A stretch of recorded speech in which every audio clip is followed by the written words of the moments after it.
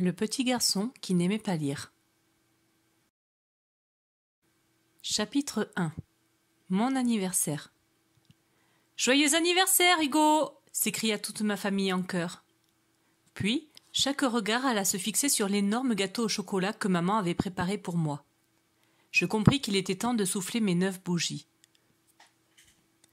D'un long soupir, j'éteignis les petites flammes, puis j'entendis éclater de grands applaudissements. Mon oncle Roby, pensant rendre la fête plus joyeuse, se mit à chanter en rythme « Les cadeaux, les cadeaux, les cadeaux !» tout en battant lourdement des mains. Tous les regards quittèrent alors le gâteau pour aller se poser sur un tas de petits paquets de toutes les couleurs. Le moment était venu pour moi d'aller ouvrir mes cadeaux. Habituellement, à cette étape de la fête, n'importe quel enfant se réjouit de découvrir ses surprises et se précipite sur ses paquets. Mais pas moi. Comme je restais planté derrière mon gâteau, ma grand-mère articula difficilement, à cause de son dentier mal fixé « Qu'il est coquin, ce Hugo! Il fait durer le plaisir !» Et mon oncle Roby repartit dans son effroyable chanson « Les cadeaux! Les cadeaux! Les cadeaux !» Malgré tous leurs encouragements, je ne bougeais pas. « Enfin, Hugo !» insista gentiment maman. « Vas-y!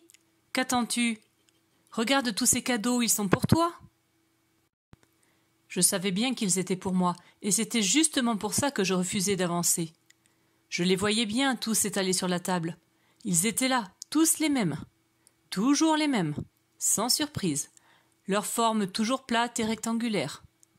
Jamais un paquet rond, carré, volumineux, un paquet surprenant dont la forme vous donne envie d'aller découvrir ce qui se cache en dedans. Moi, je savais déjà ce qui se cachait sous ces papiers bariolés bien pliés aux angles. Il s'agissait des cadeaux préférés de ma famille. « Allons, chérie, ouvre donc celui-ci » bafouilla ma grand-mère en me tendant un petit rectangle couvert de papier bleu entouré d'un gros nœud. « Ça va te faire plaisir. » Mais pourquoi disait-elle cela? J'avais envie d'aller lui attraper son dentier et de le jeter très loin pour qu'elle se taise. Car justement, elle ne savait absolument pas ce qui me faisait plaisir. Sinon, elle n'aurait pas été là en train de me tendre ce petit rectangle bleu. Car savait-elle vraiment que pour mon anniversaire j'aurais aimé un skate? Savait-elle que je voulais aussi un hélicoptère télécommandé?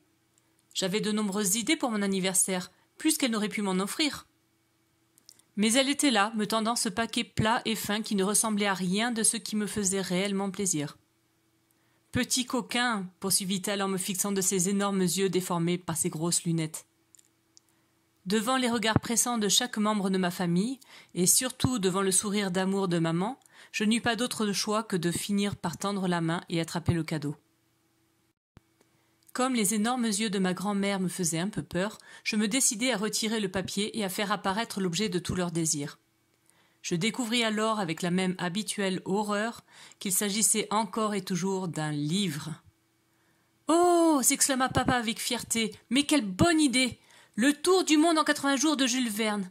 J'ai lu ça à ton âge et j'ai adoré. Tu vas voir, c'est une sacrée histoire d'aventure. » Pour leur faire plaisir, j'ai continué à ouvrir mes cadeaux.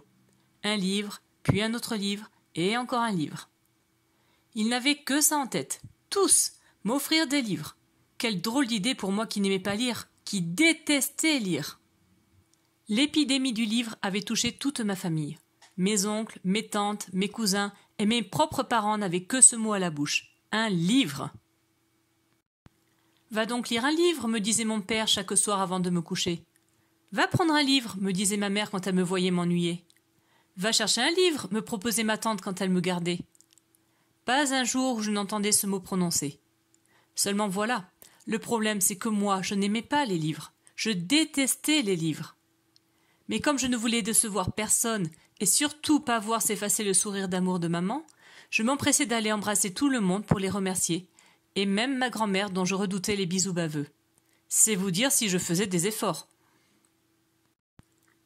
Bien entendu, dans les semaines qui suivaient mon anniversaire, je devais faire semblant de lire les livres que j'avais reçus. En réalité, je parcourais les images et tentais de lire quelques mots par-ci, par-là dans les textes pour essayer d'en comprendre le sens. Parfois même, je glissais un marque-page vers la fin d'un livre, puis le laissais traîner sur la table basse du salon pour leur faire croire. « Mais c'est un sacré lecteur que mon petit Hugo !» me lançait ma pauvre maman en tombant dans mon piège. Elle me passait alors fièrement la main dans les cheveux. « Tu as déjà lu tout ça ?» me demandait-elle en faisant défiler les pages. Comme je la voyais si fière de moi, et comme j'aimais tant sentir passer sa main dans mes cheveux, je mentais en hochant la tête, tout en lui souriant. Chapitre 2. La bombe. Le plus effroyable de tout cela, c'est que le virus du livre dont ma famille souffrait s'était répandu dans toute la ville. Et l'école qui ne se trouvait pas loin n'avait pas été épargnée, bien au contraire. Je crois même que celle qui avait été le plus violemment touchée par ce virus, c'était la maîtresse. Croyez-moi, elle était sévèrement atteinte. Elle était même un des cas les plus préoccupants que je connaissais. Dès qu'un exercice était terminé, elle nous encourageait immédiatement à aller prendre un livre au fond de la classe. Les jours de forte pluie, quand nous ne pouvions sortir dans la cour, elle s'exclamait avec bonheur. « Les enfants, vous serez autorisés durant le temps de récréation à aller lire des livres dans la bibliothèque de l'école. » Les filles sautaient aussitôt de joie à cette annonce. Moi, comme j'aimais bien les filles, je sautais aussi et faisais semblant de me réjouir pour pouvoir les accompagner dans la bibliothèque. Mais en réalité, j'avais envie d'aller courir dans les flaques d'eau, faire une partie de foot, jouer au loup, voir le sourire d'amour de maman et même celui de ma grand-mère. C'est vous dire combien j'avais envie de tout, sauf de lire un livre. Une fois à la bibliothèque, quand la maîtresse passait près de moi, je prenais un air sérieux et concentré, tout en faisant semblant de tourner une page de mon livre. Sur le visage de la maîtresse apparaissait alors le même sourire que celui de maman. Un sourire fier et admiratif. Alors je continuais à faire semblant. Le seul qui n'avait pas l'air de croire à mes mensonges, c'était mon père. Dès qu'il me voyait avec un livre, il tentait de me tendre des pièges. « De quoi parle la page que tu es en train de lire ?» me lançait-il un peu sèchement. J'avais l'impression qu'il savait. Comme il remarquait que je tardais à répondre, il s'écriait « Ah ah, j'en étais sûr, tu ne lis pas vraiment.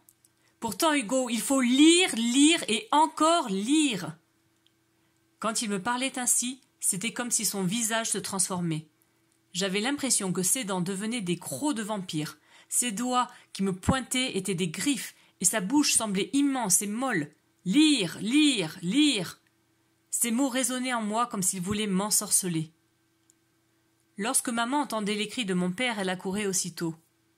Si elle était en train de faire de la cuisine, elle pouvait laisser les steaks brûler dans la poêle. Si elle était dans la salle de bain, elle se précipitait à moitié débraillée. Si elle était au téléphone avec une amie, elle raccrochait immédiatement. « Que se passe-t-il » s'écriait-elle en accourant, pâle comme la lune. « Hugo ne veut pas lire ?» Car rien ne semblait plus important pour eux que de me voir lire. Papa et maman se mettaient alors à parler très fort. Papa tournait comme un lion en cage, répétant que je n'aimais pas lire, que je devais pourtant lire, qu'un enfant ça doit lire, que je ne deviendrais jamais rien si je ne savais pas lire. Maman se prenait la tête dans les mains. Elle enlevait nerveusement ses lunettes, puis remettait nerveusement ses lunettes. Elle se rongeait un ongle, puis deux, puis trois, tout en tournant en rond, dans l'autre sens que papa. Et puis un jour, papa s'est mis à crier très fort sur moi parce que je ne lisais pas assez. Maman a crié sur papa. Alors moi, comme je détestais les entendre crier, j'ai fermé très fort les yeux et j'ai crié encore plus fort que maman et papa rassemblés. « De toute façon, c'est trop nul les livres !» Alors plus personne ne cria. Papa me regarda, maman me regarda. Tous deux se regardèrent, puis tombèrent assis d'une même chute violente sur le canapé.